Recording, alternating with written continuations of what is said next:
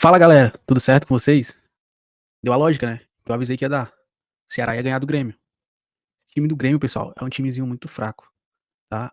No jogo de hoje, você vê que o time do Grêmio, ele jogava muito espaçado, um jogador do outro. Tinha um centroavante deles lá, o tal de Arezo, tá muito meio que sozinho lá dentro da área. E entrou o Cristaldo no segundo tempo, é que foi dar uma melhorada a mais. Mas, no geral, o time do Ceará jogou muito bem hoje também, não deu nem espaço pro Grêmio jogar. E o Ceará, ele começou marcando muito na linha alta, né, ali na frente, forçando o Grêmio a meio que fazer lançamento. O Grêmio tava meio que jogando meio afobado e o Ceará tava bem compactado. Lançamento ali, o Dieguinho, ele jogou muito bem o primeiro tempo da partida, o Dieguinho foi jogando muito bem. Tanto é que o Grêmio ele foi chegar só aos 38 do primeiro tempo, com perigo, numa cabeçada do Arezo, o centroavante do Grêmio. Então ali, galera, no primeiro tempo já deu pra ver que o Ceará tava jogando muito bem compactado. Esse time do Grêmio, fui ver uns vídeos do pessoal lá do GE, lá do Sul lá, ele já vem sendo que criticado, né? O treinador deles lá já não vem muito bem. Quase foram eliminados na Copa do Brasil, pelo São Raimundo e pelo Atlético, passou nos pênaltis. E você vê que o time do Grêmio é um time muito limitado, muito meio que falta técnico. O elenco não é ruim, mas você vê que falta mais técnica, falta um elenco mais técnico, falta um padrão de jogo. A zaga muito atrapalhada do Grêmio. Quando o Ceará ia atacar, era um Deus nos acuda ali na zaga do Grêmio, os caras queriam tirar de qualquer jeito. E sorte que o Ceará não aproveitou, mas o Ceará teve chance de aproveitar e de fazer até mais, tá? De fazer até mais do que 2-0. E ali no primeiro tempo, o Fernandinho, ele foi muito acionado pela esquerda ali, o Fernandinho no primeiro tempo foi muito bem. Só que o Fernandinho, ele tem aquela, né, de puxar pro meio. Tem aquela de ficar puxando pro meio e isso tá meio que manjado já. O pessoal já sabe que ele vai puxar pro meio. O Ceará foi jogando ali, fazendo uma dobradinha com o Fernandinho, o Matheus Bahia, que sempre o Ceará faz isso, essa dobradinha, Fernandinho e Matheus Bahia. Só que a jogada do gol do Ceará saiu pelo lado direito. Numa jogada ali do Galeano, que a bola bateu na mão do Lucas Esteves, o lateral do Grêmio lá. Eu vi os comentaristas falando, pessoal, que não tinha sido pênalti, mas tá claro que não achava que tinha sido pênalti porque a mão do cara não tava muito aberta. Mas é óbvio que você tá dentro da área. Você é jogador, você tá dentro da área. O que você tem que fazer? Botar a mão pra trás. Aí você deixando a mão aqui pra fora, você dá margem e ainda aberta. Você dá margem da bola poder pegar no seu braço. Óbvio que nenhum jogador, ele vai pegar, a bola tá vindo aqui, ele vai botar a mão, mas ele vai deixar o braço um pouco ali colado no corpo pra dizer que o braço tava colado no corpo, mas não tá. Você dá pra ver que aquilo ali é uma palavra agora na minha cabeça, é uma imprudência do jogador do Grêmio. Imprudência. Vou mostrar pra vocês aqui o pênalti. Olha o jogador do Grêmio. Olha, olha o braço do jogador do Grêmio como tá aqui. Tá muito aberto. Por mais que ele não diga que ele não teve intenção, que era um movimento natural, mas isso é uma imprudência. Isso é uma imprudência do jogador. Então ele tem que ser penalizado com pênalti. Esse pênalti foi óbvio que agora é uma vergonha. Eu acho uma vergonha os comentaristas da Premier dizer que isso aqui, que se fosse eles não davam pênalti. Olha isso. Olha o braço do jogador do Grêmio. Aberto, todo aberto. E aqui, pessoal, vou mostrar pra vocês o pênalti do Pedro Raul. O Pedro Raul bateu muito bem o pênalti. Você vê aqui que ele bateu na bochecha ali da rede. Tanto é que o Volpe, ele foi bem. Ele esticou bem o braço ali, mas só que não dá, galera. Quando bate na bochecha da bola, já era. Cobrança assim, ó. Olha onde ele bateu aqui. Não dá, não tem como pegar aqui. Bateu muito bem. O Pedro Raul, ele é um exímio batedor de pênalti. Ele bate pênalti muito bem. E você vê que o Pedro Raul, né, pelo Ceará são 8 jogos e 7 gols e uma assistência. Ou seja, em 8 jogos que ele fez, participou de todos os gols. Participou de 7 gols e uma assistência em 8 jogos. Ou seja, em 8 jogos ele participou de pelo menos um gol. O Ceará fez. E no Brasileirão são 2 jogos e 2 gols. E vamos falar um pouco da arbitragem também, né? Eu quero falar da arbitragem aqui da Edna. Quando eu vi que a Edna estava escalada pra arbitrar esse jogo, eu já sabia que ia acontecer alguma merda. Imaginei que ia acontecer alguma merda. Mas graças a Deus não houve. E seu Caio Max também, escalado por árbitro de vídeo. Que o Ceará já falou claramente que não quer apitar o jogo apitado pela sua Edna ou pelo seu Caio Max. E foram escalados sua Edna e seu Caio Max. Só que como não houve nenhuma lambança, assim, claríssima, mas você vê que a Edna ela é uma árbitra fraca. Você vê que alguns lances que são falta, ela não marca, e lances que são falta, ela marca. Que não são falta, ela marca. Ou seja, ela não tem critério nenhum. Não tem critério nenhum de arbitragem. Era o que eu tava falando no vídeo anterior, que se você ver. No vídeo anterior você vê, é uma vergonha a arbitragem no Brasil aqui, brasileiro. É uma vergonha. E o que o seu Edinaldo Rodrigues, o presidente da entidade máxima do Brasil, faz? Nada.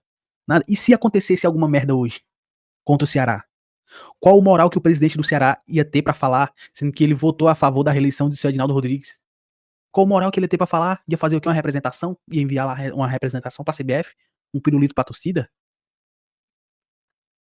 Só isso, é tudo um jogo de cartas marcadas, galera. É tudo um jogo de cartas marcadas. Ou seja, se tá indo bem, deixa. Não, bate no peito, sou eu tô indo bem. Eu comando o clube. Agora, se tá indo mal e a arbitragem faz alguma merda, ah não, é a arbitragem contra o Ceará, é todo mundo contra o Ceará. E no segundo tempo, já na volta ali pro segundo tempo, o Condé ele já tirou o Sobral e colocou o Lourenço. Não me recordo bem se foi por causa de cartão ou se foi por causa de cansaço ou questão técnica. Só que no segundo tempo ali o Grêmio ele começou um pouquinho melhor ali nos primeiros minutos, só que depois o Ceará já controlou o jogo no meio de campo e ficou um jogo mais físico do que um jogo de qualidade técnica. Ficou um jogo mais pegado fisicamente. Pedro Raul teve chance ali, meteu bola na trave, ali numa jogada de pivô. Ah, e destacar Pedro Raul, se no primeiro tempo o Dieguinho jogou muito, Pedro Raul fazendo pivô ali, segurando os zagueiros do Grêmio, foi o melhor do segundo tempo. Que mandou uma bola na trave também, e Pedro Raul jogou demais ali no segundo tempo. Pedro Raul vem fazendo excelentes partidas pelo Ceará. Na metade ali do segundo tempo, o Fernandinho numa jogada pela esquerda ali, machucou o ombro, caiu de mau jeito ali, machucou o ombro, e o Léo Condé teve que botar o Martínez. E depois o Léo Condé também tirou o Mugni e botou o Matheus Araújo. Eu até entendo, galera, ele meio que não botou o Rômulo hoje. Eu até entendo o Léo Condé, ele tentar dar sequência pro Rômulo, por mais que o Matheus Araújo tenha feito o gol, mas ele certo, ele entrou com vontade, mas ele fez o gol, o segundo gol, beleza, mas eu não achei que ele foi um jogador que apareceu tanto. O Rômulo no primeiro jogo jogou muito mal. Errou tudo que tentou. Mas o Matheus Araújo também, se ele não tivesse feito o gol, ia ser a mesma avaliação. Não é que ele errou tudo que tentou, mas ele só entrou com vontade. Não foi um jogador que agregou, assim, tecnicamente alguma coisa. Mas ele é um bom jogador, também acho ele um bom jogador. Tanto é que no segundo gol ele teve calma.